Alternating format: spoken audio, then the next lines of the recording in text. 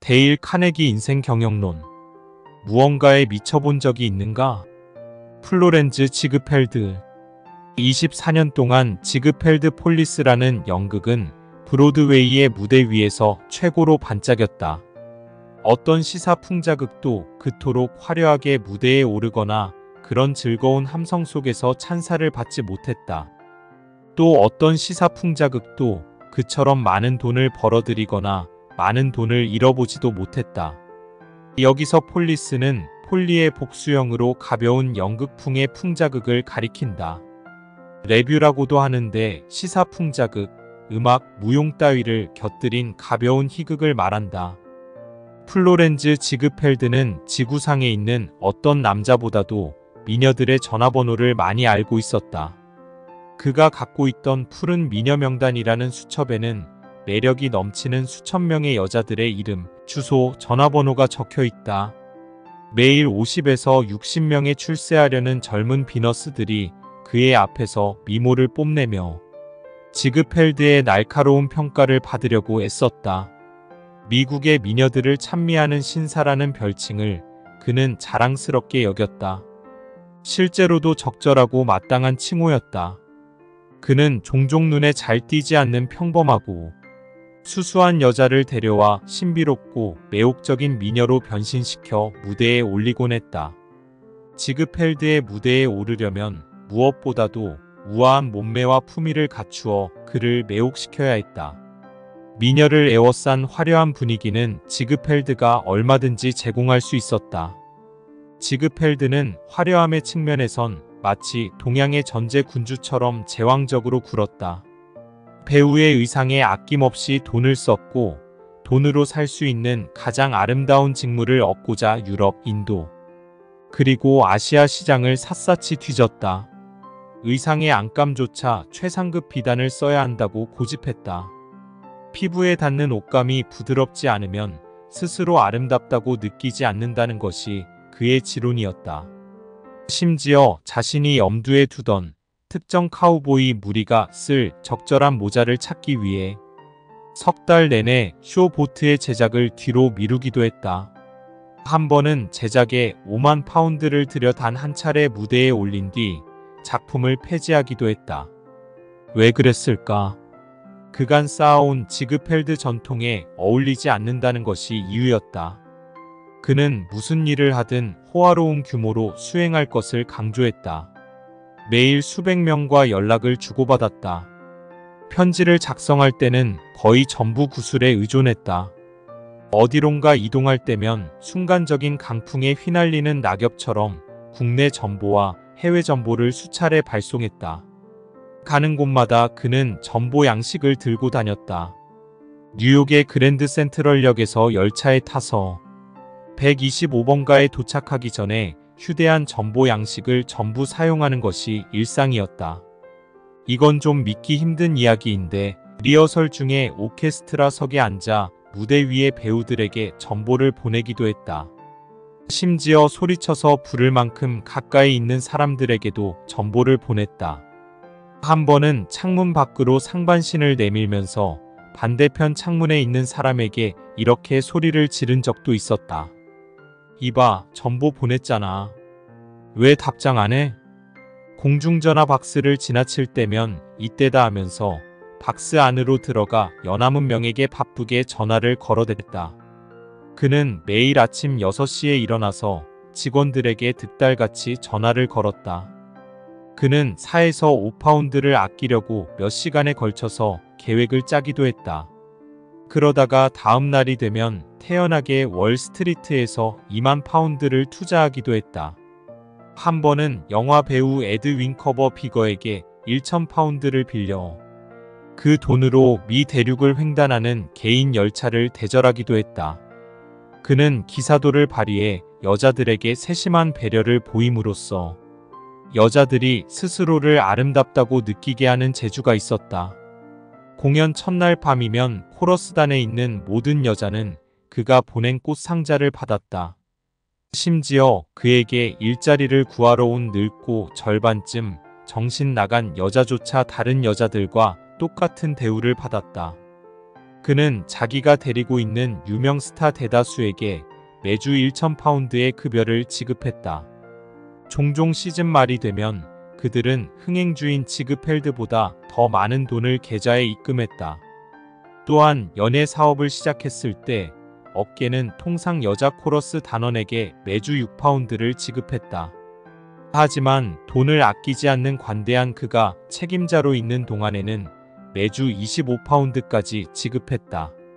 지그펠드가 연예 사업에 뛰어든 것은 어린이인 14살 때였다. 그는 가출해서 버펄로 빌의 공마단원이 되었다. 와일드 웨스트 쇼에서 말타기 재주와 사냥 솜씨를 선보이는 것이 그의 일이었다. 질풍노도의 시대인 1890년대에는 허스키 목소리를 지니고 연예 사업의 강자로 알려진 유진 샌도우 밑에서 총무부장으로 일하며 큰 돈을 벌었다. 당시 나이 25이었다. 2년 뒤에는 런던에 있었는데 그곳에서 파산하는 바람에 호주머니에는 단 1실링도 없었다. 몬테카를로 도박장에서 자신의 행운을 시험하다가 운명의 수레바퀴가 엉뚱한 곳으로 돌아 무일푼으로 전락한 것이다. 하지만 이 진취적인 사업가는 무일푼이 되었다고 낙담하지 않았다. 친화력 높은 매너 덕분에 새로운 쇼 단원을 만났다. 그리고 유럽에서 한창 이름을 날리던 이 선풍적인 스타와 함께 의기양양하게 미국으로 돌아왔다. 쾌활하고 재기 넘치고 문남성들의 가슴을 뛰게 하는 안나 헬드였다. 당대의 매 웨스트라고 불릴 만한 육체파 배우였다. 미국에서 가장 영리한 쇼 제작자들은 안나 헬드에게 전보를 보내 제발 뉴욕으로 와달라고 간청하곤 했다. 그들은 엄청난 금액을 제시하며 그녀를 설득했다. 그렇지만 안나 헬드의 마음을 사로잡은 것은 수중에 돈 한 푼 없는 무명 인사 27의 플로렌즈 지그펠드였다. 그는 안나의 분장실로 들어가 마음을 사로잡았고 출연 계약을 했으며 덕분에 갑자기 유명해졌다. 안나 헬드는 미국에서 즉각 센세이션을 일으켰다. 그녀는 미국인들의 넋을 빼놓았다. 코르셋, 얼굴용 파우더, 모자, 향수, 말, 칵테일, 강아지, 시가 등 온갖 제품이 그녀의 유명세를 이용하려고 그녀의 이름을 가져다 상품명으로 썼다. 미국의 동부 해안부터 서부 해안에 이르기까지 수많은 사람들이 그녀의 이름을 소리 높이 외치며 샴페인으로 건배했다. 그리고 1년도 되지 않아 지그펠드는 그녀와 결혼했다. 오랜 세월이 흘러 그는 안나 헬드와 이혼했고 이어 빌리 버크와 황홀한 사랑에 빠졌다. 그녀를 만난 다음 날 그는 아예 꽃집 하나를 통째로 사들여 그 안에 있던 꽃들을 전부 그녀의 집에 보냈다. 스위트 피와 난초, 카네이션부터 쇼윈도에 있던 오렌지 나무까지 하나도 빼놓지 않고 몽땅 보냈다. 꽃을 받은 빌리 버크가 전화로 감사하다는 말을 전하려고 했지만 계속 통화 중이라 그럴 수 없었다고 불평하자 아예 그녀만이 사용할 수 있는 황금 전화를 설치했다. 그녀가 전화했음을 금방 알아차리기 위해 특별한 벨소리가 울리도록 조치하기도 했다. 지그펠드는 우유부단하게 망설이며 시간을 끌길 좋아했다. 그는 단칼에 결심하는 것을 혐오했다. 평소 닭밀 알사탕 상자를 책상에 놔두곤 했는데 한 친구가 그에게 정말 닭밀을 좋아하냐고 묻자 이렇게 답했다. 왜 저걸 먹는지 알려줄게. 전부 검은색이잖아. 그래서 뭘 먹어야 할지 결정할 필요가 없어. 그냥 꺼내 먹기만 하면 되는 거야. 자신의 시사풍자극에는 세상에서 가장 유명한 희극인을 고용했지만 정작 그들의 익살스러운 모습에 그가 웃음을 터뜨린 적은 단 한 번도 없었다. 에드윈, 에디 켄터, 윌 로저스 중 누구도 그를 방긋 웃게 만들지 못했다. 그는 언제나 냉정하고 침착해 배우들 사이에서 얼음물이라는 별명으로 불렸다. 지그펠드 폴리스의 초연 개봉일은 24년 동안 한결같이 뉴욕에서 화제였다. 고급 리무진들이 몰려 길이 막혔고 비단 모자를 쓰고 흰 담비 모피를 두른 사람들이 극장의 로비를 가득 메웠다. 머리가 잘 돌아가는 투기꾼들은 지친 사업가들에게 앞줄 두 좌석을 60파운드라는 높은 가격에 팔았다. 무대 뒤는 시끄러운 외침과 소동으로 가득했다. 의상 담당자와 배달원은 서로 바삐 움직이다가 부딪히는 것이 예사였다. 무대 공포증이 있는 희극인들은 무대 뒤에서 대기하며 대사를 중얼거렸다. 여자 코러스들은 몹시 흥분한 채로 자기가 입을 옷을 열심히 찾아다녔다. 이런 정신 나간 듯한 혼란 속에서도 차분하고 냉정하고 평온한 사람은 지그펠드 뿐이었다. 공연장의 손님들은 뉴욕의 멋진 행사를 위해 세련된 연미복을 입고 흰 넥타이를 맨 채 극장에 나타났다. 하지만 지그펠드는 평소와 마찬가지로 평범한 회색 비즈니스 양복을 입었다. 그는 심지어 특별한 좌석에 앉지도 않았다. 그는 그저 발코니와 이어지는 계단에 서서 폴리 쇼를 지켜보았다. 1929년 월스트리트가 붕괴되자 미국 미녀들을 찬미했던 지그펠드의 경력도 막을 내리고 말았다. 레뷰계의 불황이 들이닥쳤고 세상에서 가장 스펙터클한 장관을 위해 출연 의상과 장식에 거금을 퍼부었던 이 마술사는 임대료도 지급할 수 없었다. 그나마 마지막 공연은 그의 배우들과 고용인들이 부분적으로 자금을 대서 겨우 상연할 수 있었다. 지그펠드는 1932년에 캘리포니아에서 죽었다. 죽기 직전 혼수 상태에 빠져 있을 때는 레뷰 풍자극을 지휘하고 있다고 착각했다. 그러나 무대라고 생각한 곳은 하얀 벽지로 도배한 병실이었고 오케스트라는 초라한 라디오 한 대에 불과했다. 또한 무대의 직원은 겁에 질린 그를 수발하는 간병인 한 사람뿐이었다. 그의 입술은 바싹 말랐고 두 눈은 고열로 붉게 충혈되어 있었다. 하지만 그는 침대에서 벌떡 일어나 앉아 보이지 않는 출연자들에게 커다란 목소리로 지시를 내렸다. 커튼. 그는 소리쳤다. 빠른 음악. 조명.